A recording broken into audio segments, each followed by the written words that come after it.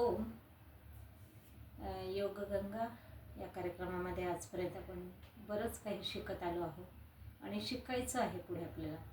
मी सौ सरला उपाध्याय, योग शिक्षिका, प्रमाणित योग शिक्षिका. गेल्या 20 वर्षापासून योग शिकवण्याचं मी कार्य करत आहे आणि बरेच प्रकारचे साधक माझ्याकडे येऊन गेलेले आहेत. तर उदाहरणार्थ आज जो योग आहे, स्पेशली तो 60 नंतरचा योग ज्याला म्हणतात, की माझं पण वय 62 आहे, 60 नंतर पण आम्ही योग करू शकतो का, बरेच जण असं विचारतात. त्यांच्यासाठी हा योग आहे. जर आपल्याला खाली बसता येत नाही तर आपण खुर्चीवर बसून पण योग करू शकतो. तर आज आपण थोडेसे सूक्ष्म प्रकार बघणार आहोत खुर्चीवरचे. तर सुरुवातीला आपल्याला कशामुळे आजार आहेत, पोश्चरमुळे. हे प्रत्येक आपण ह्याच्यामध्ये बघतो की आपण जर असं बसलो, मग खुर्चीवरही कसं बसायचं आहे. खुर्चीवर असं बसायचं नाही आपल्याला. खुर्चीवरही आपला पाठीचा कणा जो आहे तो असा सरळ रेषेत आला पाहिजे. आपला ह्या पद्धतीने आपल्याला बसायचं आहे. या पद्धतीने बसायचं आहे खुर्चीवर. पाठीच्या कणाचं नेहमीच आपल्याला लक्ष ठेवायचं आहे. सुरुवाती आपण मानेपासून सुरुवात करूया सूक्ष्म प्रकाराला. आणि श्वास लांब चालू ठेवायचा आणि लांब सोडत राहायचं आहे. श्वासासोबत आपल्याला प्रत्येक प्रक्रिया करायची आहे.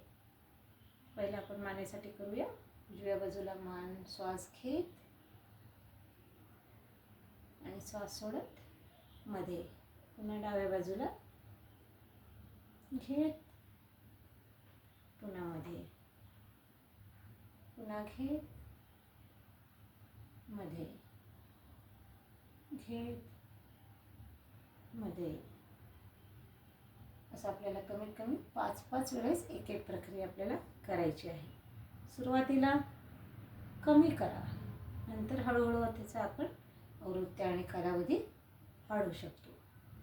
परंतु ह्या हालचाली आपल्याला सावकाश करायची आहे. पुन्हा जो दुसरा प्रकार आहे, मानेला मागे 1 आणि समोर 2. मागे पण आपण एक व्हिडिओ बनवला, त्याच्यामध्ये एकदम समोर मान कोणी आणायची नाही. श्वास घेत.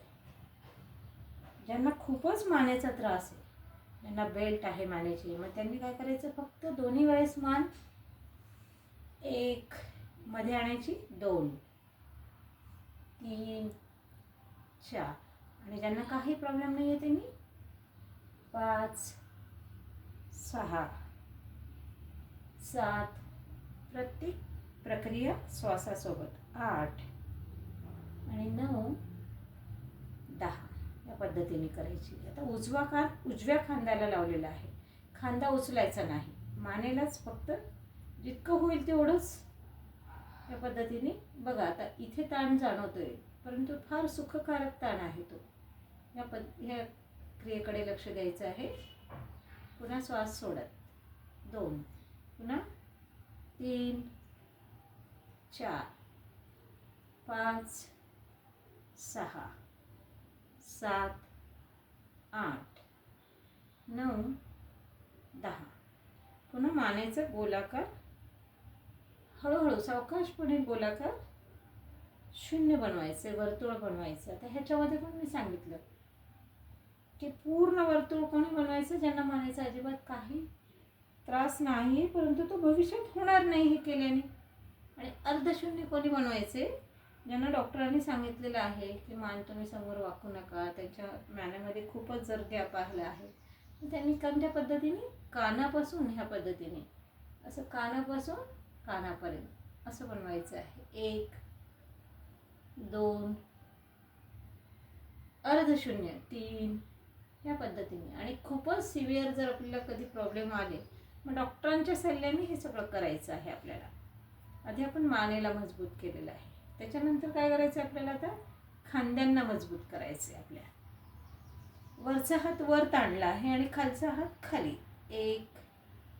पूर्ण पाठीचा कणा सशक्त होण्यास हे अतिरिक्त उपयुक्त असे पूर्ण सूक्ष्म क्रिया आहेत, परंतु मेरुदंड 2,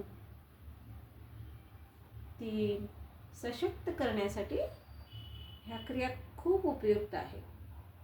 4, 5, 6, ज्यांचे खुर्चीवरून पाय अजिबात टेकत नाही खाली, त्यांनी असे लटकते पाय नाही ठेवायचे, मग खाली थोडा उशीचा सपोर्ट घ्यायचा. पुढे आपण सपोर्ट घेऊन बरेच योगाभ्यास बघणार आहोत की जेणेकरून आपल्याला आधाराने योग करता येईल. जरी आपलं वय जास्त आहे तरी आपण आधाराने करू शकतो.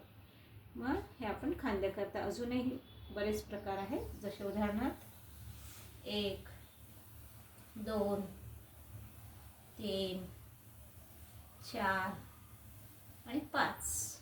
त्यालाच 1 क्लॉकवाईज आणि अँटी क्लॉकवाईज 2 3 4 आणि 5. पुन्हा आपण याला अजून मजबूत करूया.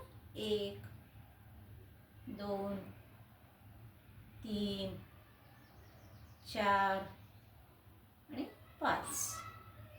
पुन्हा आपण थोडेसे पाया करते ह्याच्यामध्ये बघूया, पायाचे जे काही सूक्ष्म प्रकार आहेत.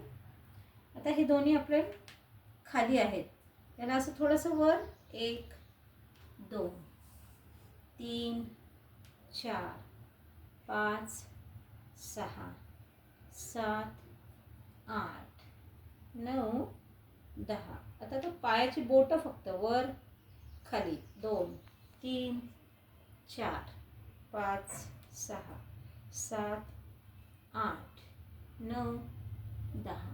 आता थोडंसं दोन्ही पायामध्ये आपण अंतर थोडंसं वाढवलेलं आहे. आता हा आपण डावा हात उजव्या गुडघ्यावर ठेवलेला आहे आणि साईडला जे आहे 1 बघा, ह्याच्यामध्ये पण पोश्चरचं लक्ष, हे चुकीचं आहे किंवा हे खूप मागे, हे पण चुकीचं आहे. एका रेषेमध्ये शरीर आहे आपलं. पोश्चरचं आपल्याला प्रत्येक क्रियामध्ये 2 3 4 आणि 5. मग तसंच दुसऱ्या 2च बाजू दिल्या देवाने, त्यामुळे दोन्हीकडे समताण आणि समपीळ आणि समदान दाब दिला पाहिजे. 2 लांब लांब श्वास, 3 4 आणि 5. आता आपण काय केलेलं आहे, हा गुडघा जो आहे इथे घेतलेला आहे मांडीवर, उजव्या गुडघ्याला मी डाव्या मांडीवर घेतलेला आहे. आता आधी आपण श्वास घेत 1, पुन्हा श्वास सोडत 2, या पद्धतीने खाली दाब द्यायचा थोडासा. पुन्हा श्वास घेत 3 4 5 6 7. हे गुडघ्यासाठी पण खूप उपयुक्त आहे. 8.